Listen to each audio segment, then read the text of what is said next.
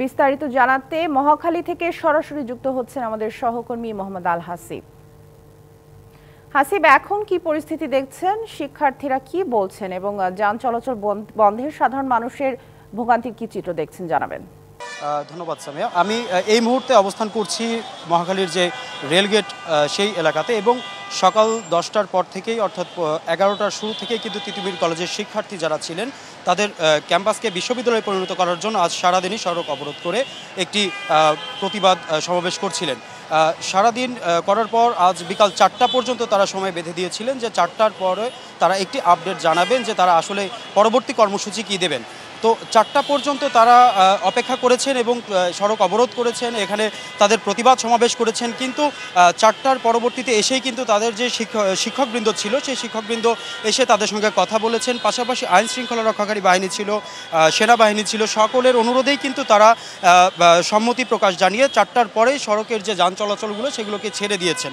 এবং আমি এখানে অবস্থানরত বেশ কয়েকজন শিক্ষার্থী আছে যে সর্বশেষ তাদের সাথে আসলে কি সিদ্ধান্ত হয়েছে সেটা বলবো। আসলে আপনাদের সর্বশেষ সিদ্ধান্ত কি হয়েছে? একদম যেহেতু আমাদের পূর্ব ঘোষিত আন্দোলন ছিল সকাল 11টা থেকে 4টা পর্যন্ত, এখনও কোনো সিদ্ধান্ত আসেনি। আমাদের 10 জনের প্রতিনিধি দল এখন সচিবালয়ে সচিবের সাথে কথা বলতে গেছে, এখনও পরবর্তী সিদ্ধান্ত আসেনি, মিটিং চলমান।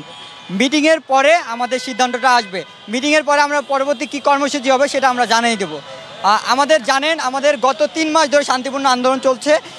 প্রশাসন থেকে কোনো আশ্বাস না পাওয়ার কারণে আমরা পরবর্তীতে রাজপথে নামতে বাধ্য হয়েছি। মাঠের অলরাউন্ডার আমি, আর ঘরের all rounder Tylox. Tylox toilet cleaner, clean মানেই টাইলক্স। আগামীর কর্মসূচি হতে পারে আমাদের ক্যাম্পাস শাটডাউন, মানে ক্যাম্পাসের সকল প্রশাসনিক কাজ বন্ধ হবে।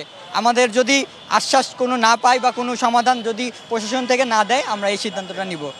আজ পর্যন্ত কিন্তু তাদের যে কর্মসূচি ছিল সেই কর্মসূচি কিন্তু তারা বন্ধ রেখেছে, এবং পরবর্তীতে তাদের যে উদ্দেশ্যটি ছিল এবং যে তাদের বিশ্ববিদ্যালয়কে কলেজটিকে বিশ্ববিদ্যালয়ে রূপান্তর করার যেই পদক্ষেপটি ছিল সেটি যদি আশ্বস্ত না হয় তাহলে তারা শাটডাউন কর্মসূচি ঘোষণা দিয়েছেন কয়েকজন শিক্ষার্থী।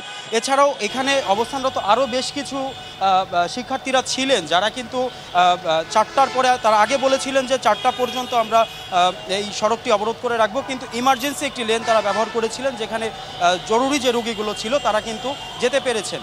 কিন্তু এখন 4টার পরে এসে তাদের শিক্ষক যারা ছিলেন তিতুমির কলেজের অধ্যক্ষ যিনি ছিলেন তারা এসে কথা বলেছেন। যারা শিক্ষার্থী ছিলেন, আন্দোলনরত শিক্ষার্থীরা, তারা তাদের 2 জনকে সমন্বয় করে একটি ঐক্য পরিষদ করে তারা আগামীকালকে এই যে শিক্ষা উপদেষ্টা আছে। নিশ্চয়ই হাসিব, আমরা পরবর্তী সংবাদে আরও জানতে পারবো আপনার মাধ্যমে। ধন্যবাদ আমাদের সাথে যুক্ত হওয়ার জন্য।